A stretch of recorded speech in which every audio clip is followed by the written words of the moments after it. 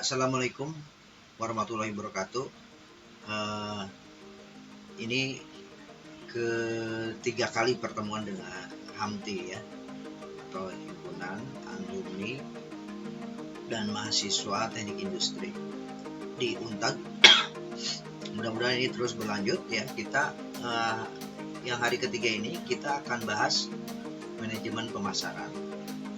Nah, bagi mahasiswa yang ingin belajar, jadi karena kita tahu dalam mengelola industri itu mau tidak mau kita harus belajar ilmu manajemennya. Nah, kita belajar bagaimana memanage karena pemasaran itu adalah darah. Jadi kalau kita pemasarannya tidak ada, untuk mendapatkan income atau dapat menjual produk industri itu harus dikepalai atau dikelola oleh manajemen marketing. Oke, kita coba presentasikan.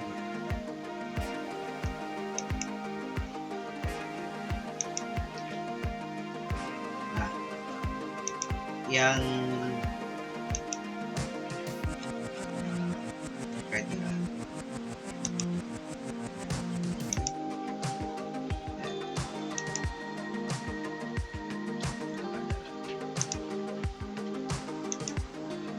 manajemen pemasaran. Ya, kita akan bahas mengenai apa sih definisi dari pemasaran untuk abad 21.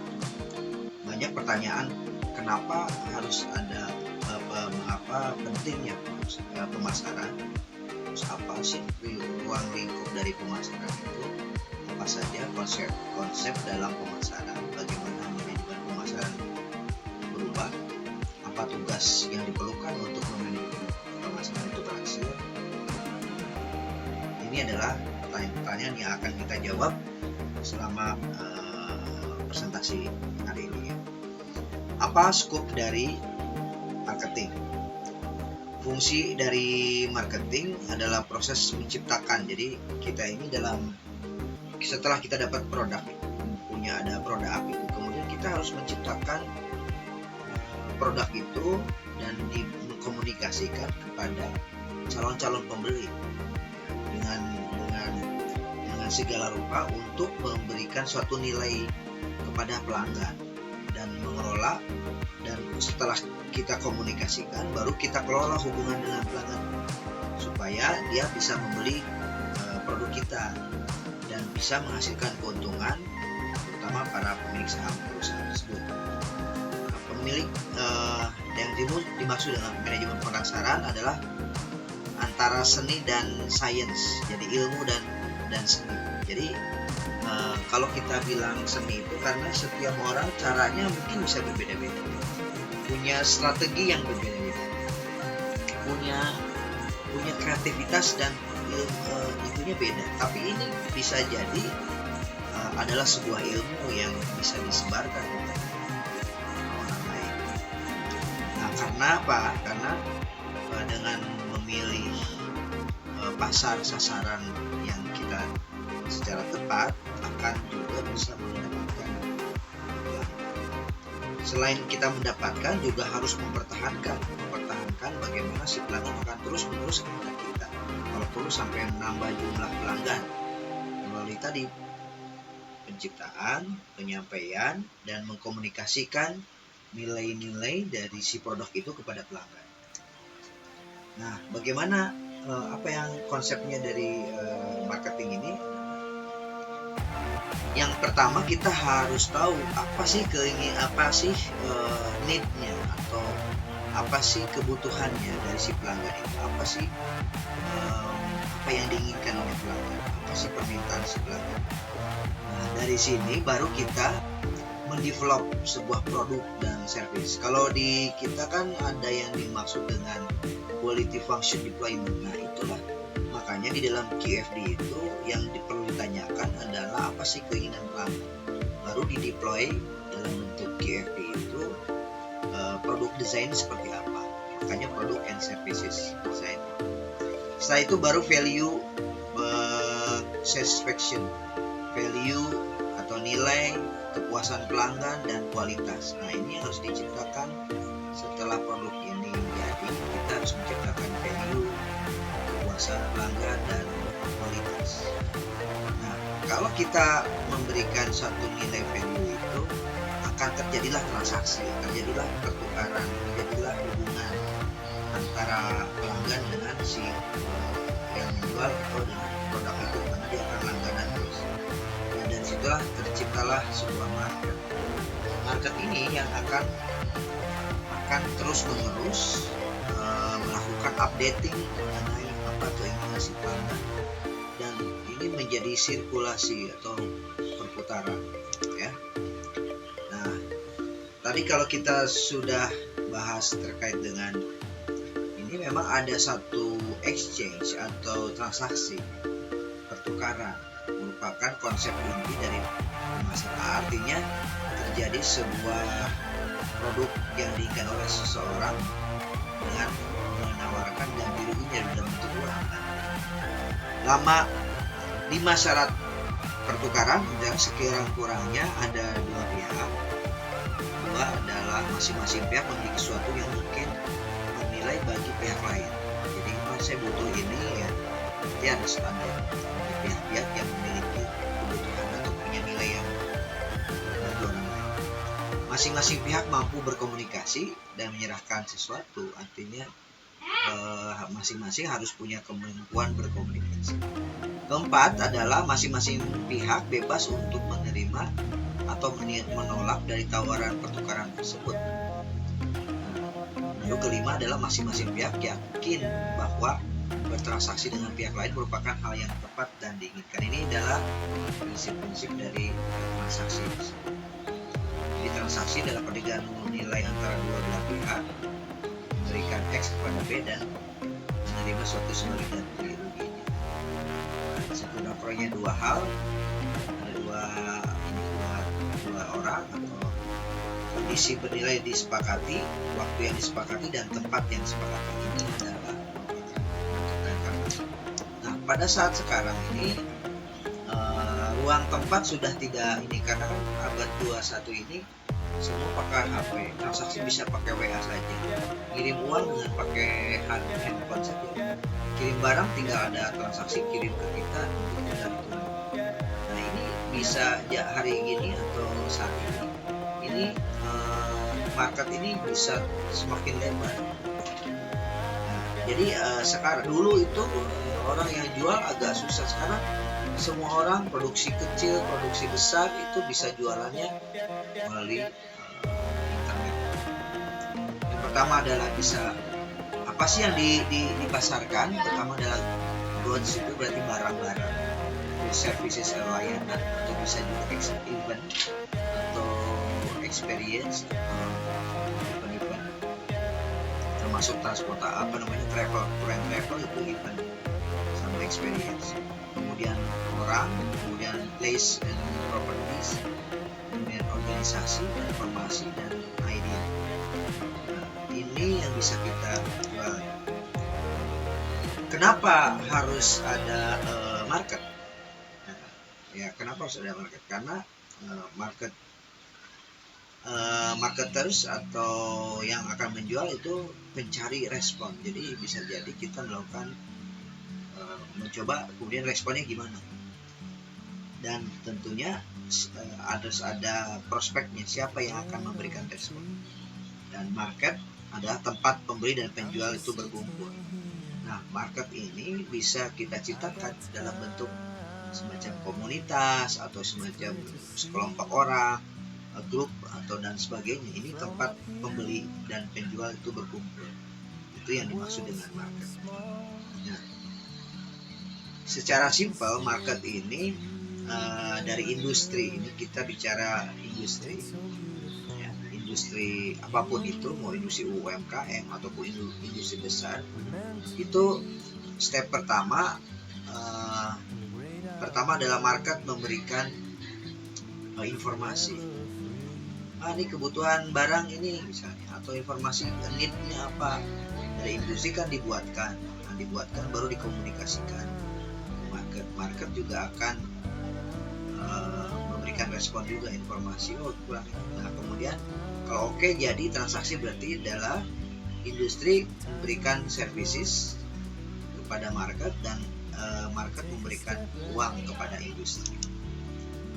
Nah begitu pula dengan kalau kita ada structure flow in modern exchange economy, jadi pertukaran ekonomi zaman modern sekarang ini.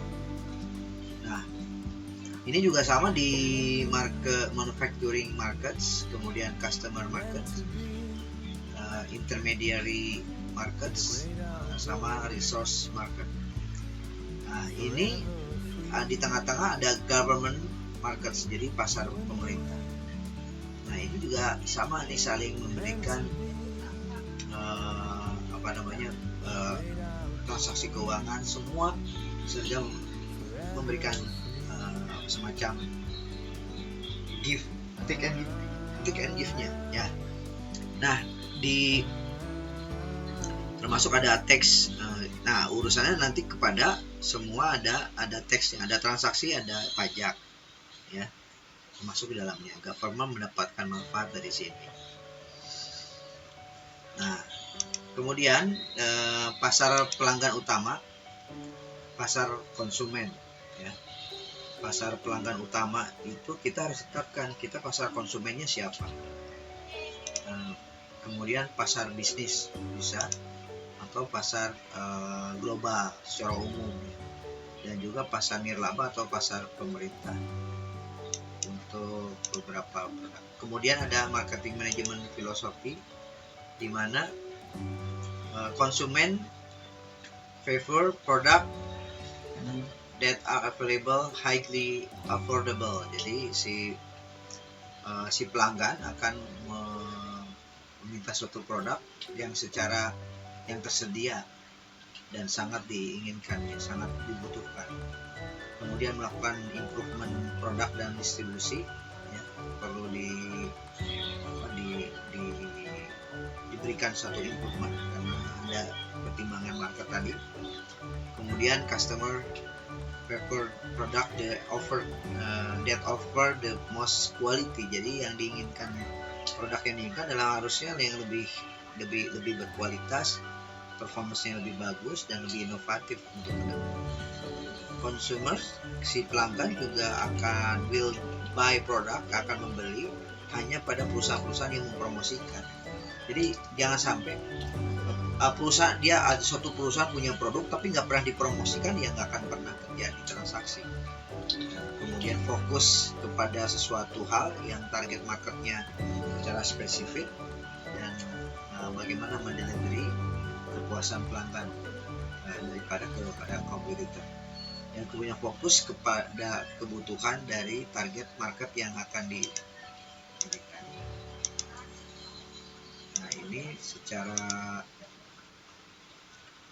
ini ada production concept, kita harus siapkan, kemudian produk konsepnya, selling konsepnya, market konsep, dan social marketing konsep, yang itu harus kita bahas.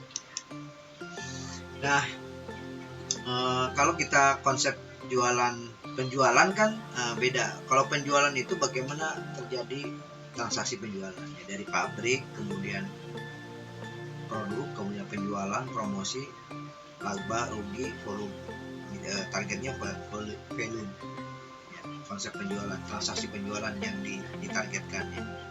Nah kalau pemasaran itu lebih kepada image ya, sasaran pasar, kebutuhan pelanggannya apa, pemasaran terpadu, laba melalui kepuasan. Image itu sehingga menghasilkan sebuah dorongan orang untuk beli. Jadi harus bersamaan. Jadi contoh misalnya gini, kita mau jual produk sepatu.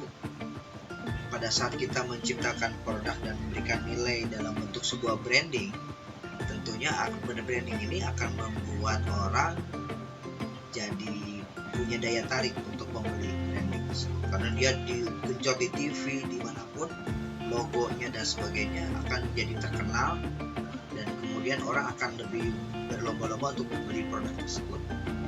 Nah, itu konsep dari marketing adalah bagaimana meningkatkan image.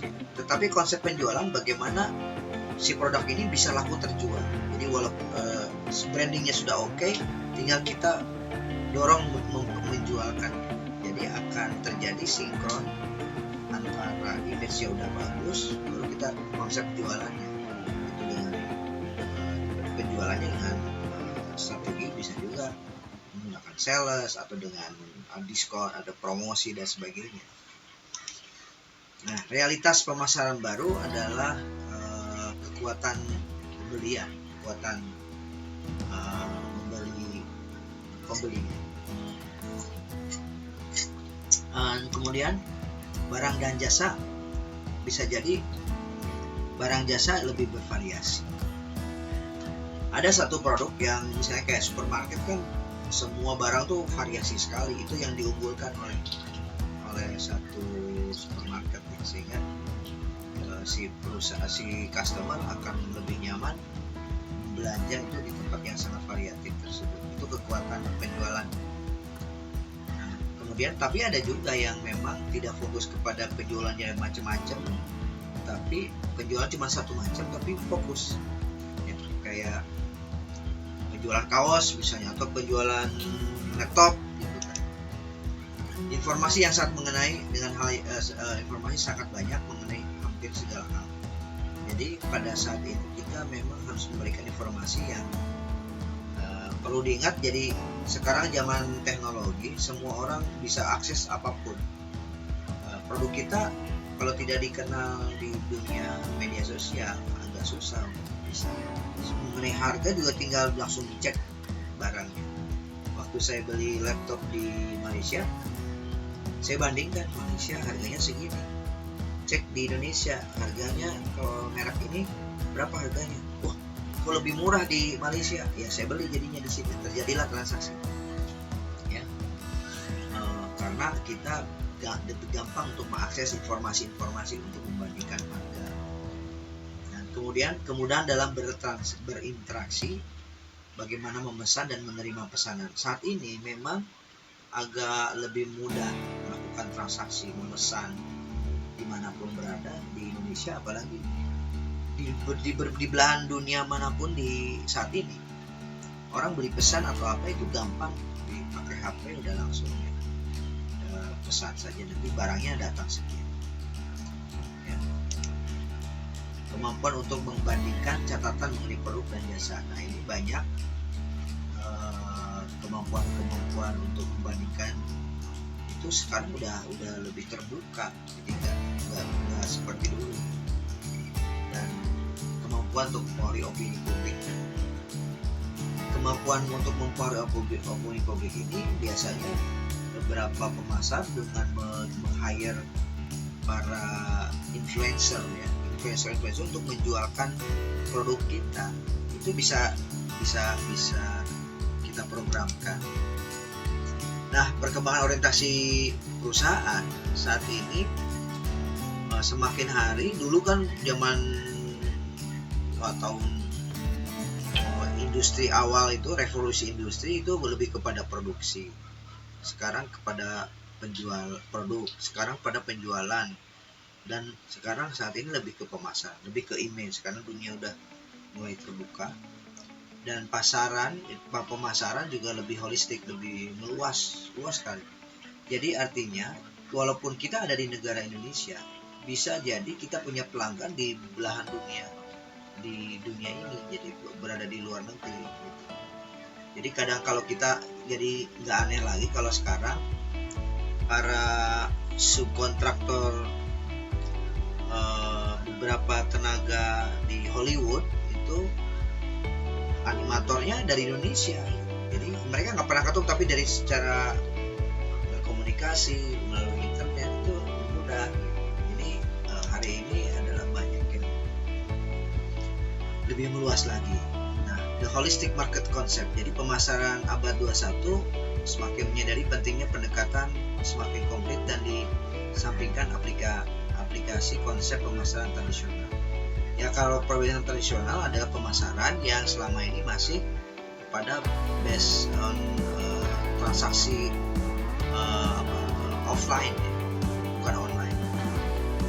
Konsep pemasaran holistik didasari oleh perkembangan desain, implementasi program.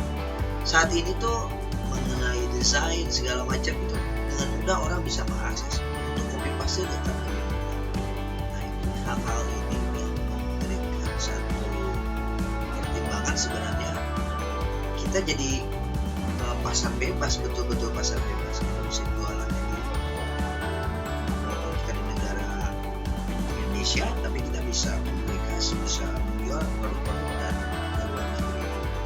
Konsep ini mengatakan bahwa apapun berkaitan dengan pemasaran sehingga diperlukan suatu perspektif yang luas dan terintegrasi.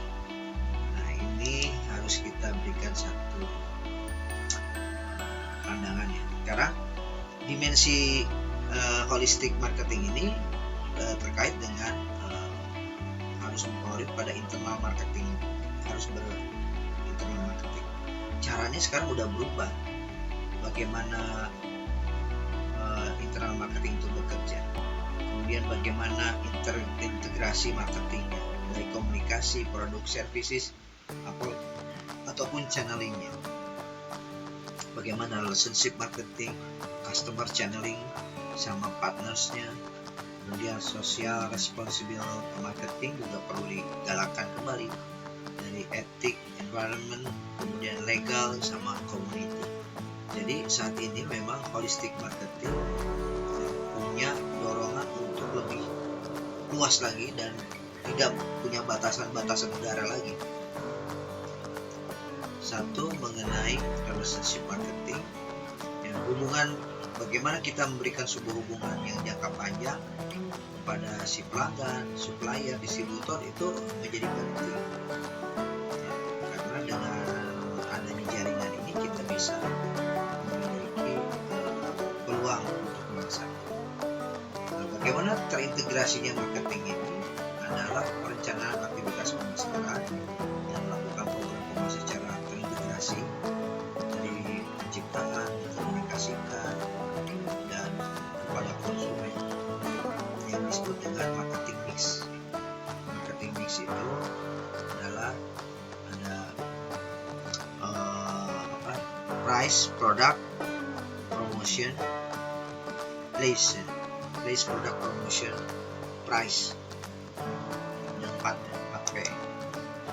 Nah, 4P, produk, ya ini harus dipikirkan produknya harus apa, kualitasnya seperti apa, terus harga jualnya seperti apa, bagaimana mempromosikannya, bagaimana place-nya atau channeling website-nya, itu harus dipikirkan sehingga targetnya akan dapat diperoleh.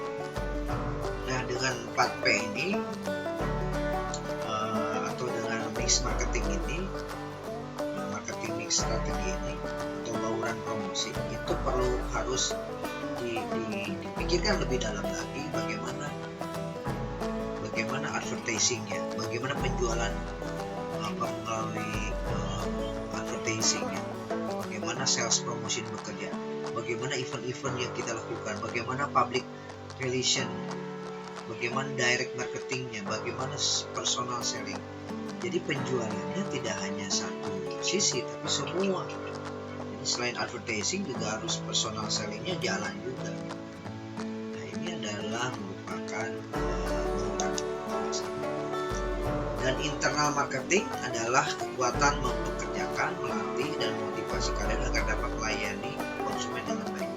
Nah, ini bagi terutama internal marketing itu untuk para direct sales untuk power marketing power. Ya, ini harus dipekerjakan, diberikan khusus lainnya.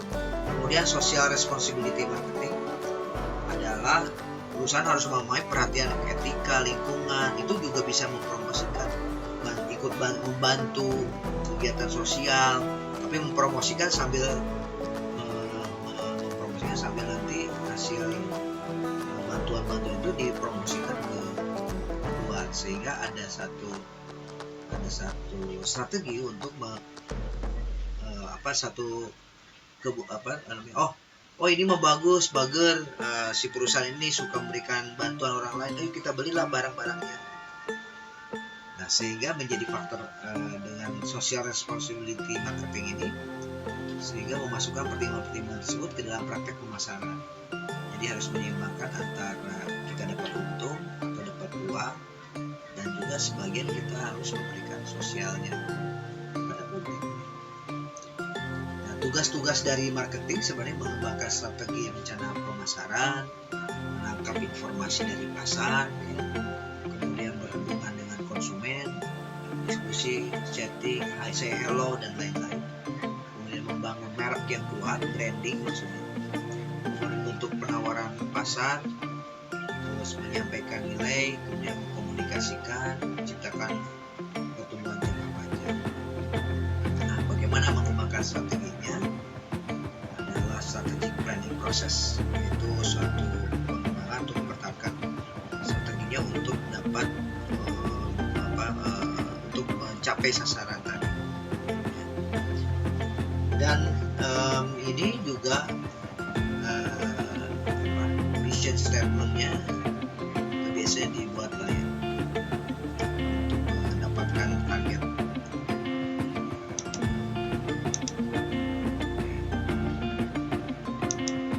Targetnya, terus kemudian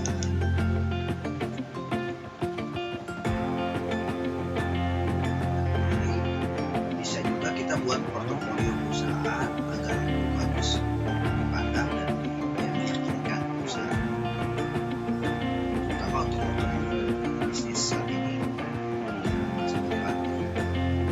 Nah, ini adalah bagaimana kita menganalisis analisa current. Jadi menganalisa subbisnis unit perusahaan saat ini dengan menggunakan metode Boston Consulting Group Approach, pendekatan perusahaan konsultan Boston itu dengan cara menggunakan tadi ada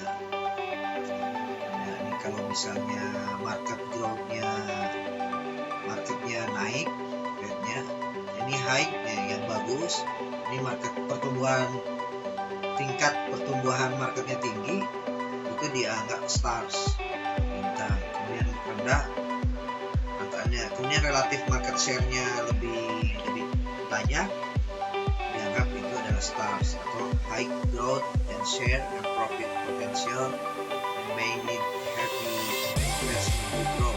Jadi butuh dana untuk mempercepatnya. Tapi kalau relatif marketnya share-nya kecil, high tapi punya market growth pertumbuhan marketnya tinggi, perlu high pertumbuhan tinggi tapi low share-nya kecil, perlu membangun tahapan-tahapan yang lebih tingkat untuk meningkatkan. Kemudian butuh cash to hold market share, jadi butuh dana untuk meningkatkan lebih dalam lagi, ditingkatkan lagi market share. Tapi kalau ini masih kategori question mark, jadi ada pertanyaan. Kemudian ada cash cow, jadi sapi apa cash ya, dianggapnya cash cow, atau dia ini underdog gitu. Ini low sama low lagi, ini marketnya tinggi tapi dia marketnya growth-nya melambat, perlu ada satu dorongan establish untuk sustainability, kemudian produce cash. Nah, ini perlu ada satu peningkatan mulai melemah gitu ya, perlu ada satu dibangun satu SPU yang sukses ya. Kemudian belajar dari produk-produk. Nah, kalau ini sangat dua-duanya yang enak, low sama low, low growth share and low profit potential. Nah, ini sama di underdog, sama-sama kecil, maka saya juga ini yang sebenarnya tidak.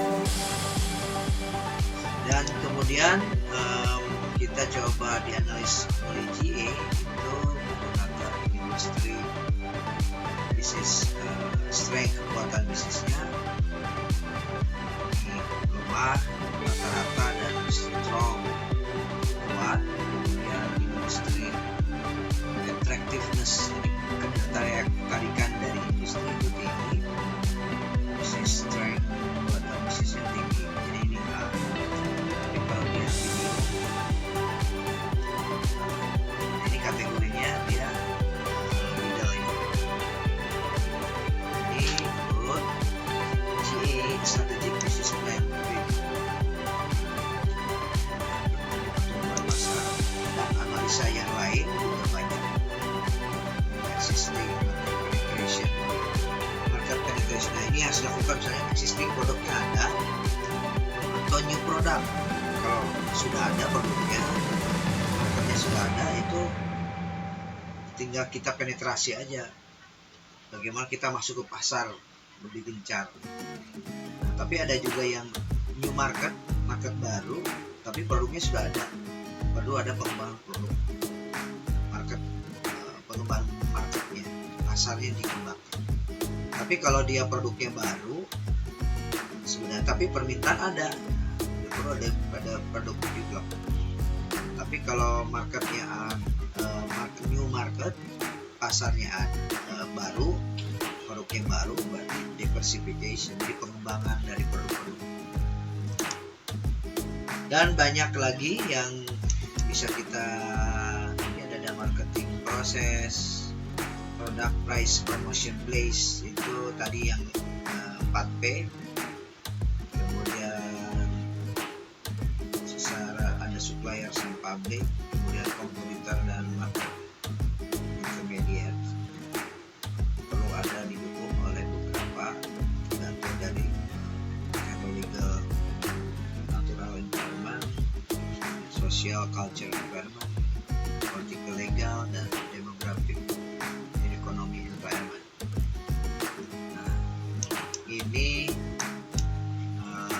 itu yang menjadi pertimbangan. Nah, ini ada satu segmentasi ya, selecting dari segmentasi pasar, kemudian targetingnya, positioningnya harus diciptakan. Nanti kita akan bahas di lain waktu. Ini hanya semacam mengantar apa sih yang dibahas di pemasaran itu. Tadi selalu berulang ada 4P gitu kan, istilah-istilah pasar. Kita akan dibahas lebih dalam lagi nanti pada lain waktu. Terus kemudian ada beberapa bagaimana kita menganalisa market situasi saat ini. Itu walaupun kita sudah punya ada marketing plan, baru kita develop strateginya, kemudian objektifnya, budgetnya berapa, baru kita ambilkan bagaimana implementasi di lapangan, chipnya baru kontrol apa yang didapat. Jadi sebenarnya pekerjaan marketing itu adalah pekerjaan, step pertama adalah meningkatkan image, yang kedua adalah transaksi penjualan. Terus bagaimana mengukur hasil penjualan itu berefek kepada mengukur dari prestasi, ukuran dari bagaimana meningkatkan image ini atau marketing itu akan berpengaruh nggak terhadap penjualan. Percuma kita bikin image tapi tidak ada perkembangan terhadap penjualannya.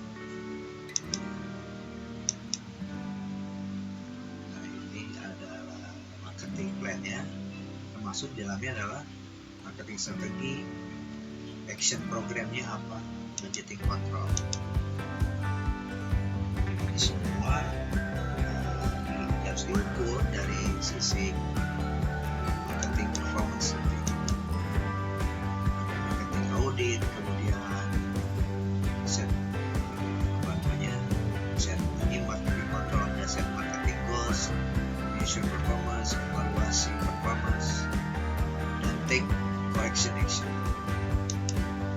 Jadi sangat general bahwa sebuah perusahaan itu tetap ada plan yang saya lihat sih perusahaan itu selalu ada plan, do, check, action. Jadi marketing juga sama. Bagaimana kita punya perencanaan, ini bagaimana, implementasi bagaimana. Terus kalau ada yang kurang, corrective action. Kira-kira itu yang menjadi materi kita hari ini. Mungkin ada pertanyaan.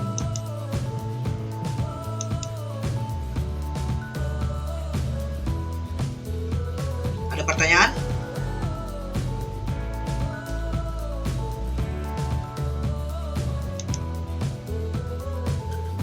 Ada pertanyaan? Mungkin saat ini terlalu luas ya, nanti kita drill satu-satu ya mengenai marketing. Gimana? Halo? Ada pertanyaan tidak? Ya udah, berarti gambarannya begitu ya. Marketing ini tugasnya adalah bagaimana meng-create suatu nilai si produk itu, kemudian menjualkan, mempromosikan, terus kemudian image-nya bisa produknya ataupun nanti logonya atau branding dari perusahaan itu. Sehingga kalau apapun keluar produk yang dikeluarkan oleh branding tersebut, bagaimana caranya orang itu akan, oh ini bagus nih gitu. Nah, dari situlah akan mungkin terjadi transaksi penjualan. Tugas tanggung jawabnya seperti itu. Jadi nanti termasuk adalah promosi, strateginya, kemudian program-programnya apa aja, eventnya apa aja, budgetingnya bagaimana, berapa biayanya, itu biasanya di. Oke, kalau tidak ada pertanyaan, saya ucapkan terima kasih kepada yang hadir pada hari ini. Mudah-mudahan kita berlanjut lagi. Kita akan kuliah umum tambahan teknik industri ini setiap hari Senin, Selasa, Rabu setiap jam 7.30. Nah, saya ingin minta pendapat kepada kalian, apakah kan banyak sekali tuh itunya apa namanya program atau misalnya mata kuliah, judul mata kuliahnya yang harus diketahui. Tapi kan kemarin yang pertama, kedua, sama sekarang yang ketiga itu kan masih tahap pengantar semua tuh. Nah, apakah saya jelaskan dulu satu persatu, semua dikejar dulu, semua pengantar dulu, itu saya presentasikan. Tapi nanti setelah itu baru pilih kita mau fokus yang mana nih. Mau pemasaran, yuk berarti kita drill ke pemasaran. Atau kita mau SDM, atau mau ke produksi, atau ke mana? Pengetahuan tambahan apa yang akan kita drill atau kita perdalam. Apakah itu, atau kita jabarkan dulu semua, pengantar semua, baru kita putuskan mana yang kita perdalam gitu. Atau kita dari cukup konsentrasi pada saat 3 fokus dulu, 3 mata kuliah. Jadi tiap minggu depan lagi kita bicara yang kemarin, misalnya SDM, keuangan, sama marketing. Minggu kedepannya lagi SDM, marketing. Nanti sisanya nanti pada setelah mereka udah habis materi 3 materi tersebut, baru ganti dengan materi yang lain. Apakah itu, atau kita jabarkan semua dulu, pengantar semua kan, karena saking terlalu banyaknya. Kalian kan sebenarnya kalau tertarik, oh gambarannya seperti itu ya, dia cari bukunya, cari informasi sendiri lebih dalam lagi, tidak perlu harus dengan saya. Gimana menurut kalian?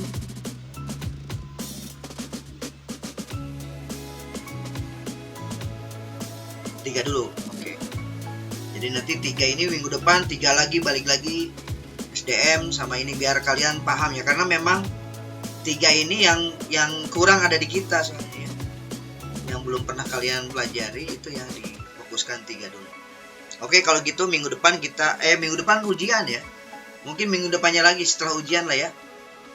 Biar kalian bisa nilainya bagus. Oke, kalau tidak ada pertanyaan,